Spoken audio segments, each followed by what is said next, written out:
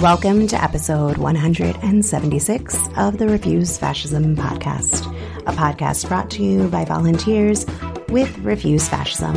I'm Sam Goldman, one of those volunteers and host of the show, and I'm joined by one of our show's co-producers, Mark Tinkelman. Hello! Who is co-hosting today.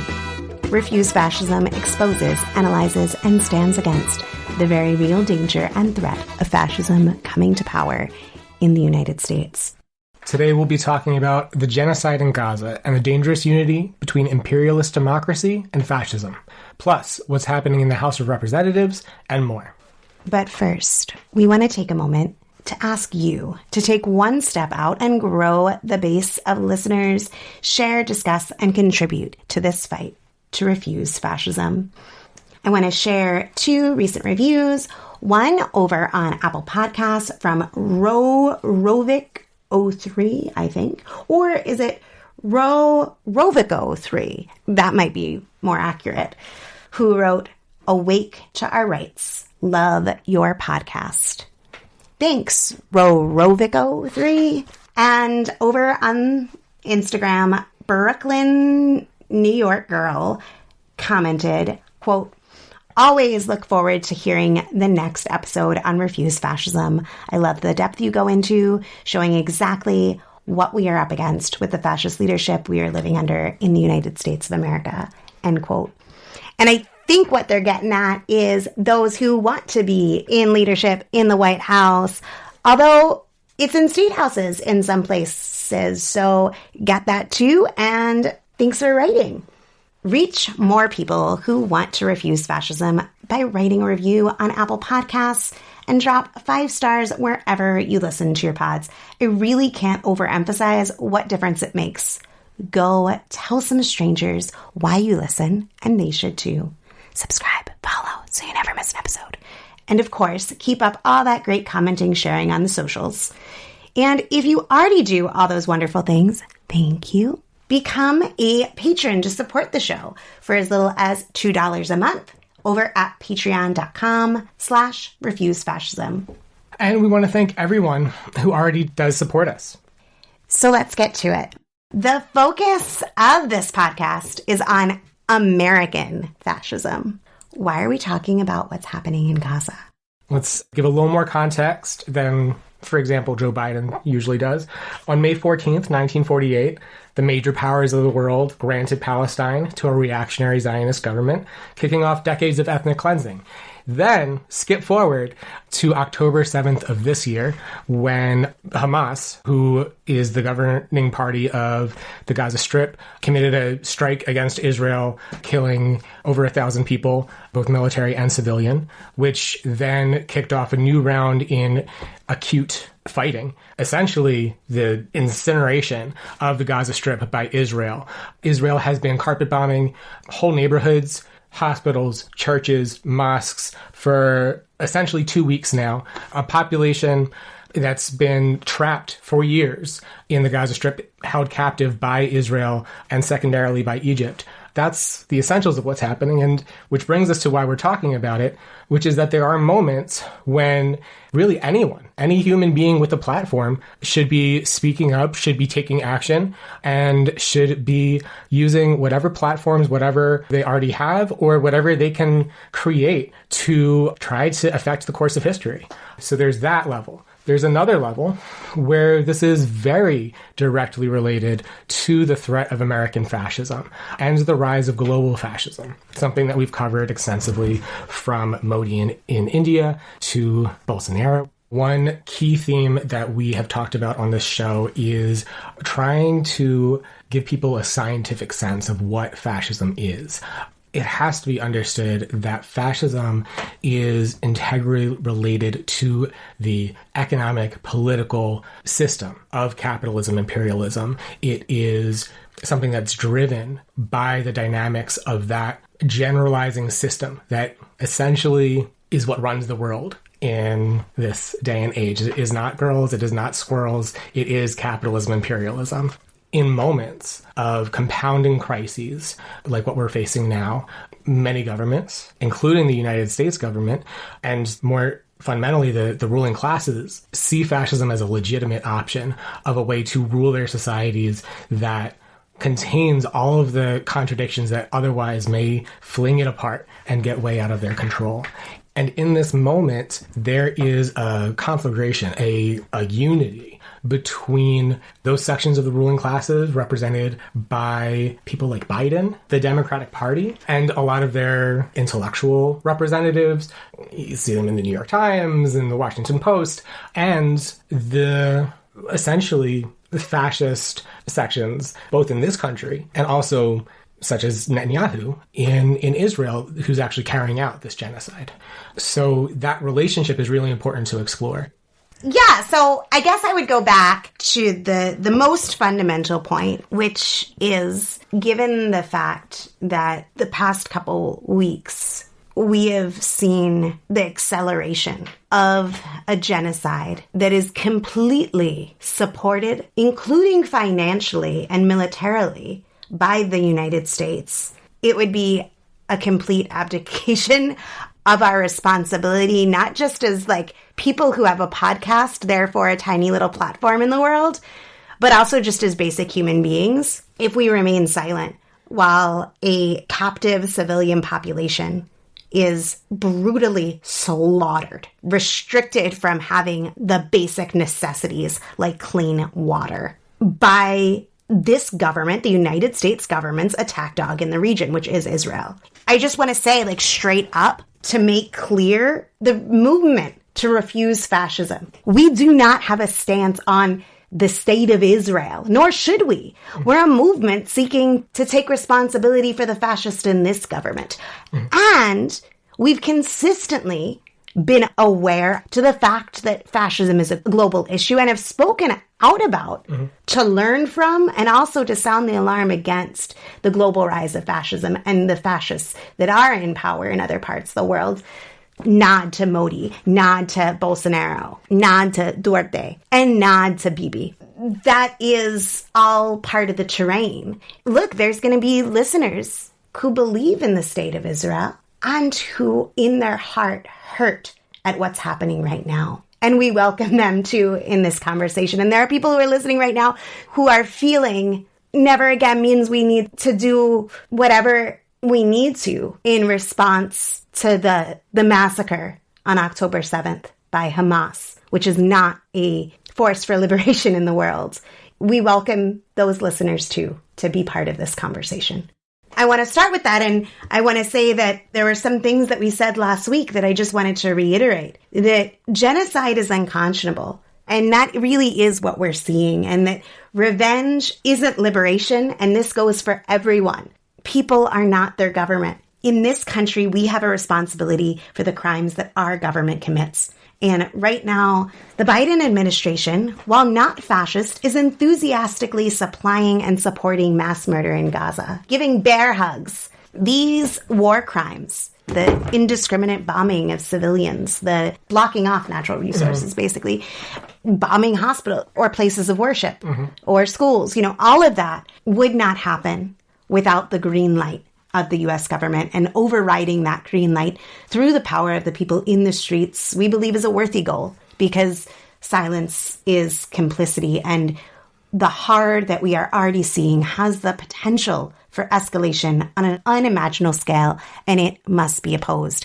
And because on this show, we're talking about as people living in this country and the fascist danger, we're not going to go into the whole history of this story that didn't start on October 7th. We're going to encourage you to go to the show notes after you listen. If you want to learn more, there's going to be things that you can watch, things that you can read, if that's an interest to you.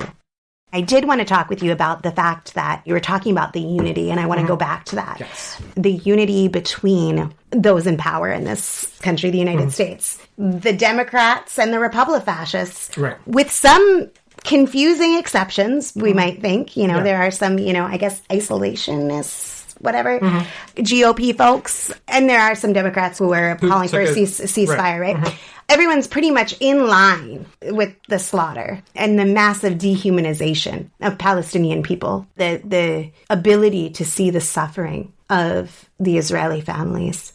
and the refusal to see the suffering of the Palestinian families. That is something that is different. The fact that everyone's in line around this.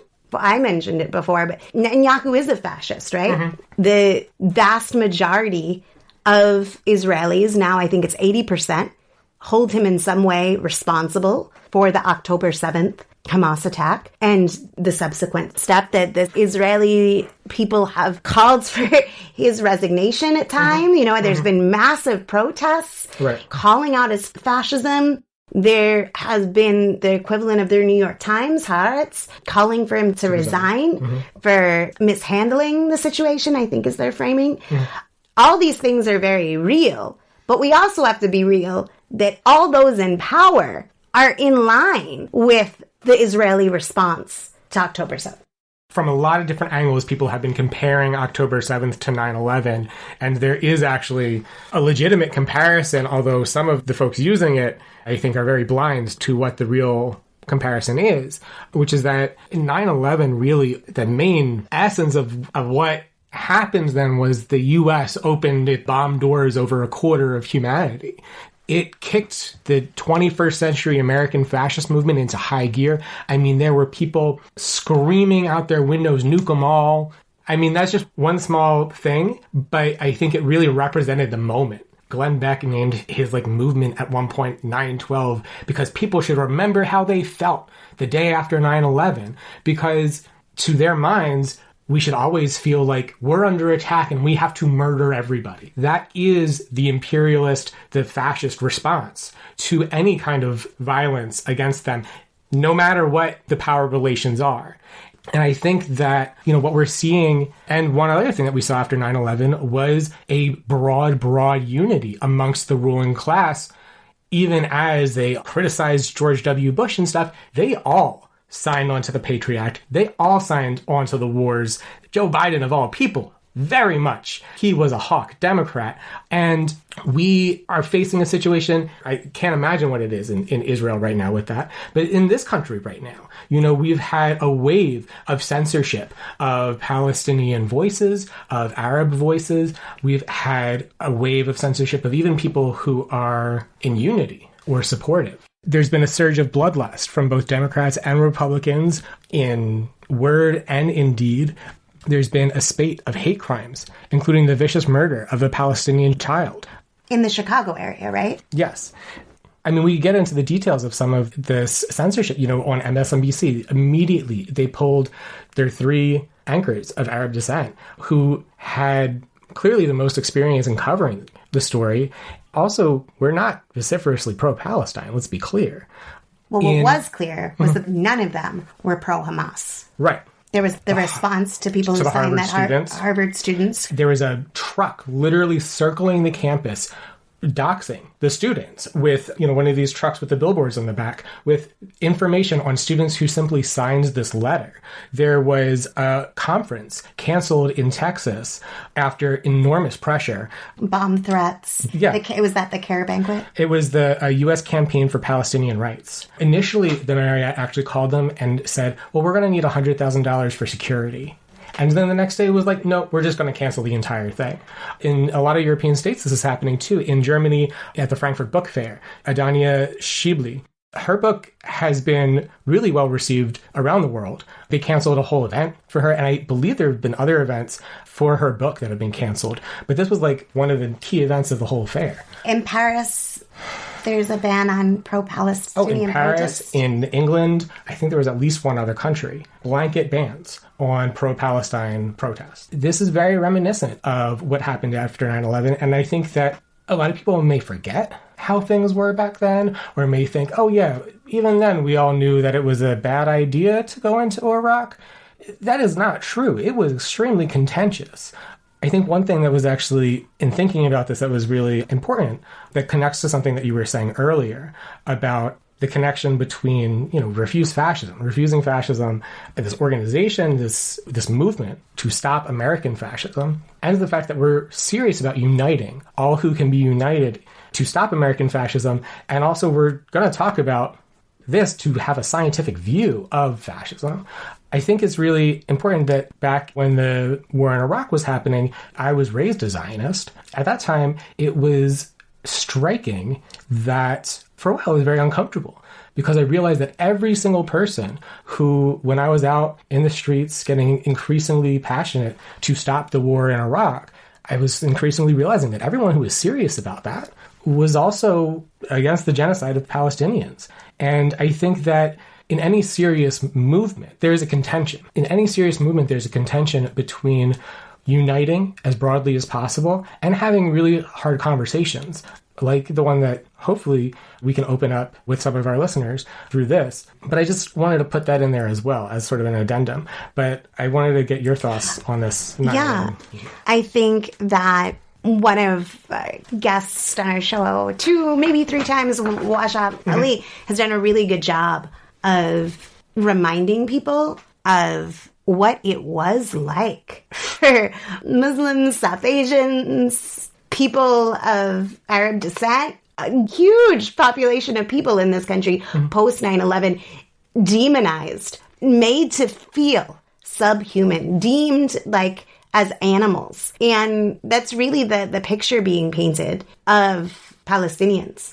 The way that people are being taught to tolerate, and not just tolerate, but cheer for the murder of civilians, the murder of children. And just to watch that again in real time is heartbreaking. And to be like, did we learn nothing, people? Did we learn nothing from campaigns of misinformation? And let's just be real, campaigns of lies and the constant spewing of really this xenophobic, hate-filled garbage ad nauseum. And where does that lead? Look, it does lead to bomb threats. It does lead to people being targeted. It does lead to the stabbing of a mother over and over again in her house. We should actually have the details of that, if you could pull that up. This is a real example. Hearing that garbage over and over and over again leads people to do the unthinkable, or primes people to do the unthinkable. The man who slaughtered Wadia al-Fayoume, the kindergarten child, just shortly after his 6th birthday, was stabbed to death 26 times because he was Muslim. His mother stabbed as well in Chicago. The person who murdered him was charged with hate crimes, but this is just the beginning. Unless we refute it and we show that we will not stand by it, will not stand aside, we've got to come out as loud and resolutely as we can that we're not going to allow this demonization to continue, that we're not going to stand aside. We're not going to accept that criticizing a genocide that this country is funding and supporting is verboten or whatever. We're not going to accept that you can't. Right, that's being met with threats on people's lives. Yeah. I mean, and I have to say, especially people that are, of our generation or older, I often feel people aren't learning the lessons from our lived history, but like this is an open book test right now. I mean, we could go on and on and on about this. Did we nothing from Abu Ghraib? Nothing. Did you want to speak about what's giving you hope right now? Before we get to that, how do you see this uptick of anti-Muslim, anti-Arab sentiment in this country intersecting with a situation where the people are already very, very divided? I mean, I think that a lot of violence. On one level, to just say it plain, it's very likely that Trump gets back into office. And if not him, if not in this next election, it's still developing in that direction. Somebody else in that same vein could be worse in the next election, because that is the dynamic that we are on. That's the trajectory that we're on, not because of people's personalities, not because of the personalities of the people running the show, not because of who Netanyahu is or who Biden is or who any of these people are, but because of the intersection of capitalism, imperialism with the crises that, in large part, that system, that political and economic system have brought to bear. during the Trump years, one of the things that I was surprised by was that I thought this round of fascism, I didn't think they would have to do all this anti-Semitism stuff. It's not that I thought they were better than that. I just didn't think that it was necessary for them. I thought it would be a liability for them. But they did it anyway. When I was in Charlottesville and I saw them literally chanting, "Jews will not replace us," it was horrifying. And it was also like, is this a time warp? Is this some horrifying cartoon? I think that what we're seeing here with Islamophobia that is raging right now, the anti-Arab violence and sentiment, I think people can forget about, it's easy to forget about the actual violence because there's so much sentiment.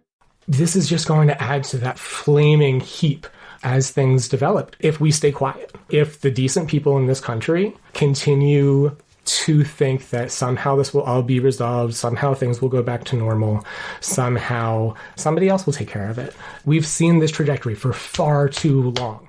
I think this might be where we could get to what's giving you hope, because there have been unique developments, I feel like, on this end, with some people trying to pierce this veil of silence and doing it in a way that, and I was 14 in 9/11, so I don't remember all of it, but in ways that I don't remember from back then. People really immediately standing up, Arab people, Palestinian people, Jewish people, even people who, get this, don't feel that they have a personal tie to it, but saying, fuck it, I'm going to make a statement, I'm going to take action. You know, there have been significant protests. That's not going to cut it, but it is something. Some of the things that I guess give me hope, if that's your question, is that we are seeing some of the most beautiful resistance from the Jewish community to this genocide than I have ever seen in my life. Whether it be from rabbis to Jewish people of faith to secular Jews like myself, being in the streets in mass, and not just in the streets, but blocking offices, having sit-ins at Warren's office, Sanders' office. At the White House. I was going to get to that. Oh, right. Really being everywhere at people's homes. I think they went to like Harris's home and did an action. And yes, they've been in DC, in the streets of DC, and they blocked, I think it was 17 entrances to the White House in nonviolent civil disobedience, getting arrested, upwards to the possibly 10,000 Jewish people and allies in the streets outside. And then in this building, hundreds demanding ceasefire in the Cannon House. 300 people arrested or something. Truly, truly stunning. Chanting never again for anyone.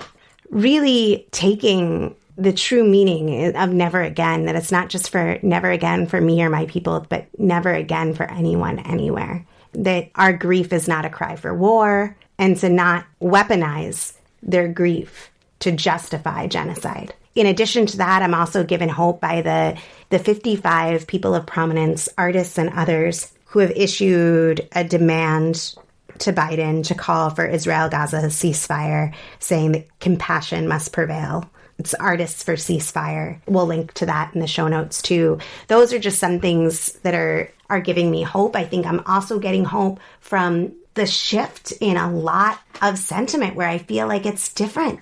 I mean, one thing that comes to mind is that some journals, galleries that are not political are taking a stand. The first thing that comes to mind is Hyerpallergic, the art journalism, but they've been covering protests.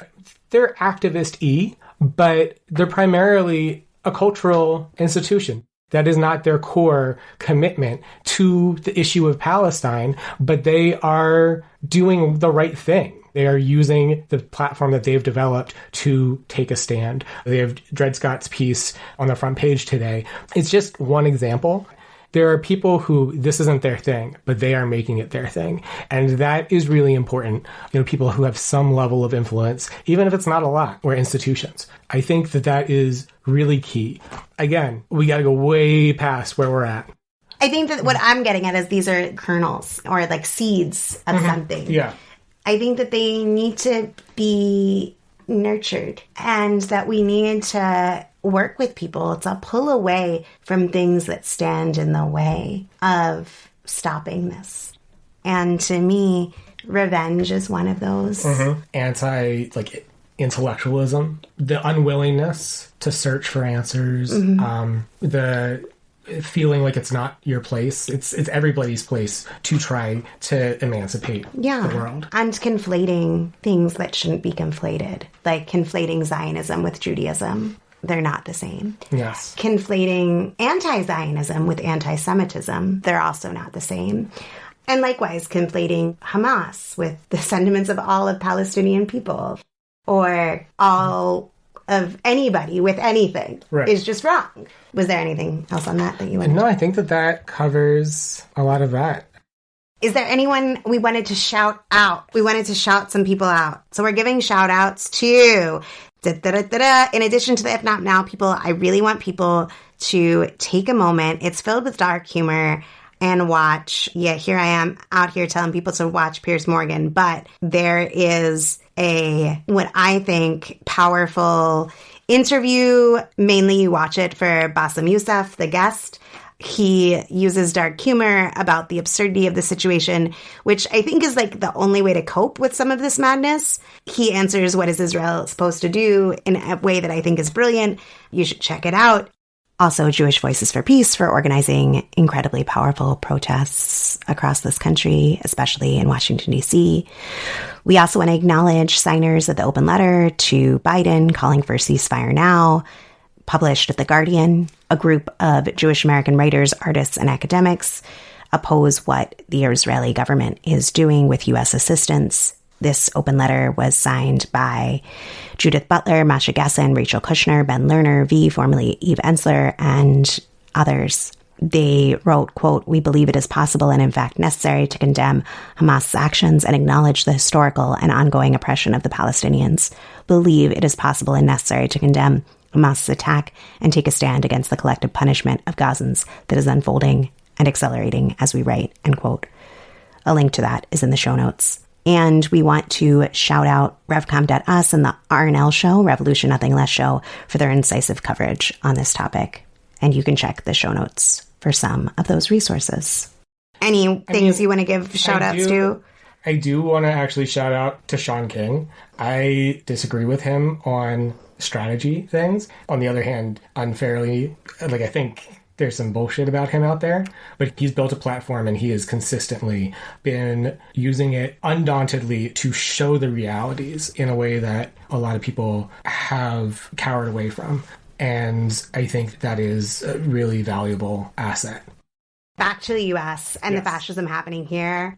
I wanted to also talk about the House. Yes. Now, some people are like, I never thought I'd be thanking the GOP for being such a mess, but I'm thanking the GOP for being such a mess because that means they can't send more money to kill people. Right.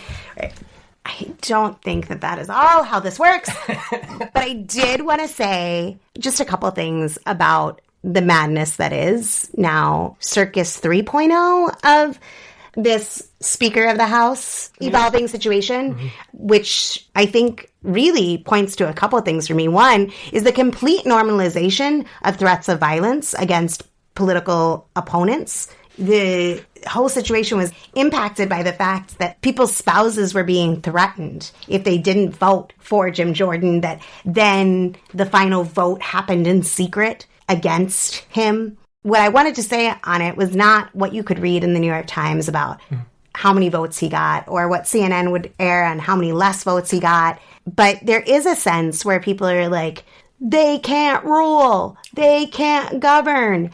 They aren't together. I have a few thoughts on that. One, the chaos is part of their point. They don't actually believe in government in the same way. They don't want things to run as usual. They don't want the aspects of people getting basic needs sometimes even happening at all. They want a situation where they are required to come in and save the day through their strongman fascism. That's part of the thing, and make it absolutely incapable for those who aren't fascists to continue business as usual. And there is an ideology and a strategy behind that. It's not just for the sake of chaos. There's a point of that chaos. I would also say that there is contention, including contention amongst the Republifascists. There are some that, while fascist, aren't lunatic. That's a struggle. There aren't many, but we're not dealing with we're not dealing with some moderate section that somehow got lost in the mix. But there is a struggle there, and that struggle shouldn't be wanting the good old days of the Republican Party. Can't they get their shit together kind of thing? Or looking on and saying, oh, they're doomed because people will see that they can't run things. Did you have any thoughts on that? I wanted to just sort of reiterate some of what you're saying, but I think it's important to point out that we've had, a number of guests who made the really important point that there's a fascist division of labor, and the circus that is the House of Representatives, yes, their job in this fascist division of labor is to essentially run that element of the government into the ground for multiple purposes because, as Sam said, they don't want people to actually receive services, and because they want to delegitimize the government as it is run right now by their opposition, by the Democrats. That doesn't mean that the fascists don't have an agenda, because you can see their agenda. You can see their agenda in the Supreme Court. You can see their agenda on the states that they control. And in fact, them running the House into the ground actually helps the people in the courts, in the states, those fascists, do their part of the fascist agenda. So I think that that's really important. We are going to put some resources in the show notes, and this was just the start of a conversation. Thanks for joining me and talking about this really urgent situation. Thanks for having me on. Thanks for listening to Refuse Fascism. Got thoughts or questions off this episode? We want to hear them. Ideas for topics or guests? Yes, please. Send them to us. Have a skill you think could help? We want to know all about it. Reach me at the site previously known as Twitter at Sam B. Goldman. You can, of course, drop me a line at Samantha Goldman at refusefascism.org. We are on Threads, Mastodon, Blue Sky. I'm probably missing something. Instagram. All the places at Refuse Fascism. So find us. You can also leave us a voicemail. See the show notes, click the button. We'd love to hear from you. And if you want to support the show, it is so simple. Show us some love by rating and reviewing on Apple Podcasts or your listening platform of choice. And of course, follow, subscribe so you never miss an episode. Become a patron to support our pod and content creation to help people understand and act to stop the fascist threat. Give today at patreon.com/refusefascism for as little as $2 a month. Or by visiting refusefascism.org and hitting the donate button. Thanks to Richie Marini and Lena Thorne for helping produce this episode, along with Mark Dinkelman. Thanks for also coming on the show. Thanks to incredible volunteers. We have transcripts available for each episode, so be sure to visit refusefascism.org and sign up to get them in your inbox. We'll be off next week, but we will be back on November 5th. So until then, in the name of humanity, we refuse to accept a fascist America.